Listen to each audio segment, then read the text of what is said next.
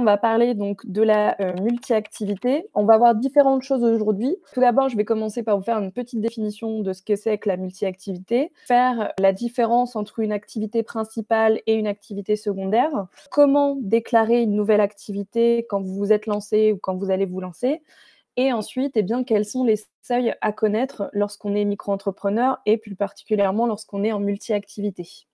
La multi-activité, qu'est-ce que c'est? Donc, c'est le fait de proposer au sein de sa micro-entreprise différents services, différentes activités qui ne sont pas forcément rattachées.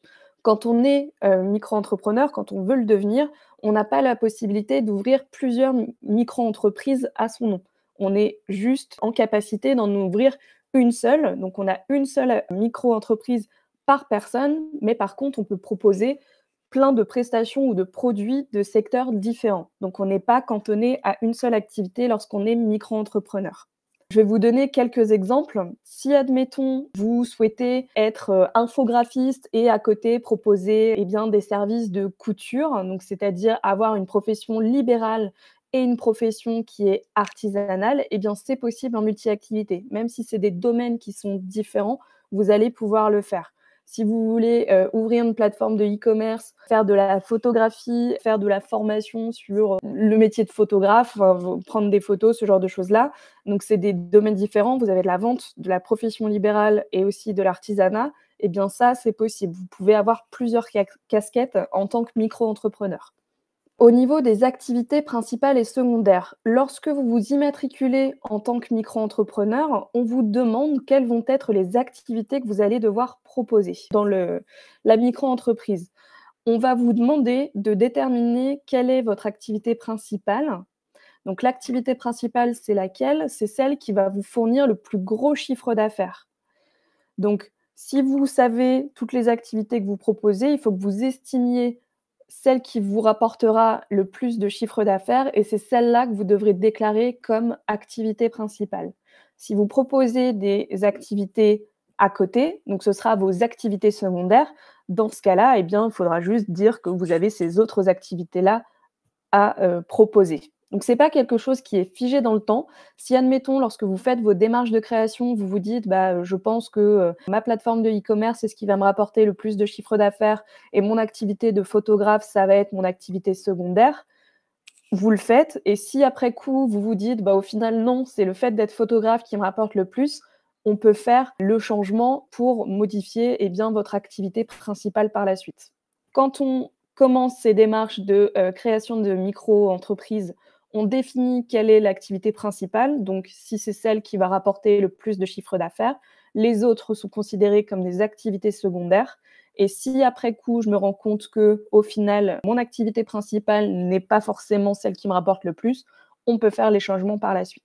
Comment déclarer une nouvelle activité? Donc, admettons, vous vous êtes lancé en micro-entreprise, vous proposez déjà, comme je disais, du e-commerce et de la photographie et vous voulez prendre, comme mon exemple de tout à l'heure, formateur en plus comme casquette. Il va falloir que vous fassiez des démarches pour faire ce changement-là. Vous ne pouvez pas juste le faire comme ça, il va falloir contacter en fait votre CFE compétent pour faire le changement d'activité, l'ajout d'activité. Donc, si vous êtes déjà en micro-entreprise, vous le faites auprès de votre CFE compétent. Si vous dépendez de l'URSSAF, si vous dépendez de la chambre des métiers, si vous dépendez de la chambre de commerce. Et si vous êtes au moment de faire votre création de micro-entreprise, dans ce cas-là, vous déclarez au moment de la création votre activité principale et votre activité secondaire. Quels sont les seuils en multi-activité à connaître? Donc, quand vous êtes micro-entrepreneur, il y a certains seuils qui existent. Donc, je ne sais pas si vous avez déjà participé à un de nos web flash sur le sujet, mais je parlais des seuils. Et en fait, en micro-entreprise, il y a le seuil de TVA et le seuil de chiffre d'affaires. Donc, c'est les deux seuils qui existent en tant que micro-entrepreneur qui vont faire soit que vous allez être assujetti à la TVA, soit que votre chiffre d'affaires est important et dans ce cas-là, vous devez sortir du régime de la micro-entreprise pour passer vers un autre statut comme une entreprise individuelle, une société, autre chose. Mais en tout cas, vous ne pouvez pas rester dans le régime de la micro-entreprise. Et lorsque l'on est en multi-activité, les seuils vont être un petit peu différents au niveau du fonctionnement. Chaque activité que vous proposez, si c'est de la vente, de l'artisanat, agent commercial ou même des prestations libérales, sont liés à des seuils, donc seuil de TVA, seuil de chiffre d'affaires qui leur sont propres. Si lorsque l'on est en multi-activité, on dépasse un seuil de TVA, ça va fonctionner comme ça.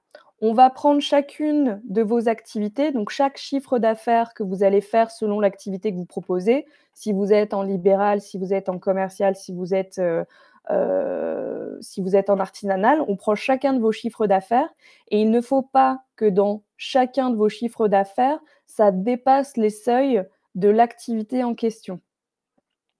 Ensuite, s'il y en a une d'entre elles qui dépasse, admettons en commerce, je dépasse le seuil de chiffre d'affaires, dans ce cas-là, eh bien, je vais devenir assujettie à la TVA. Donc c'est une bonne chose, ça veut dire que mon entreprise est prospère et que mon chiffre d'affaires augmente.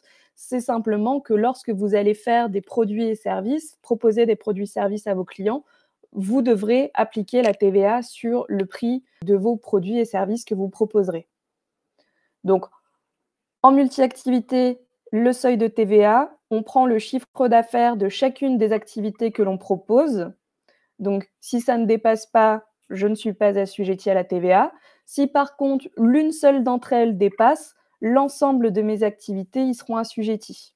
Donc, si je fais du commerce, de l'artisanat et de la prestation libérale, que mon commerce dépasse le seuil de TVA, eh bien, je devrais appliquer de la TVA sur l'ensemble de mes activités que je propose.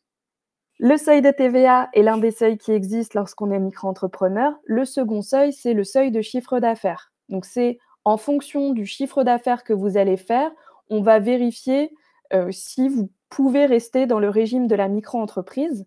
Et quand on est en multi-activité, on va prendre le cumul de vos chiffres d'affaires au complet. Donc, vous, dans votre cas, l'artisanat et la vente, on fait le cumul de chiffre d'affaires que vous avez.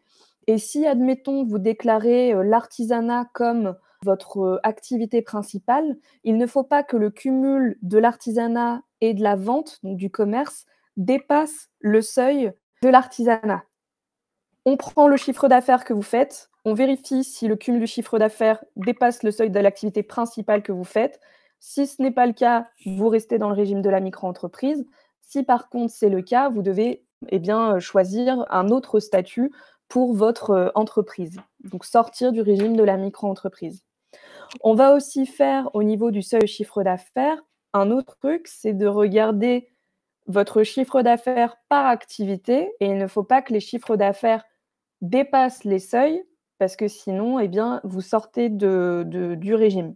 Donc, on prend le cumul du CA, on vérifie si le cumul ne dépasse pas le seuil de votre activité principale.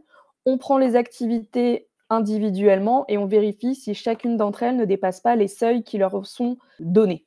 Donc voilà, je vous ai montré tout ce qu'il fallait savoir sur la multi-activité en micro-entreprise. La semaine prochaine, on a un web flash sur la gestion comptable et administrative pour votre multi-activité.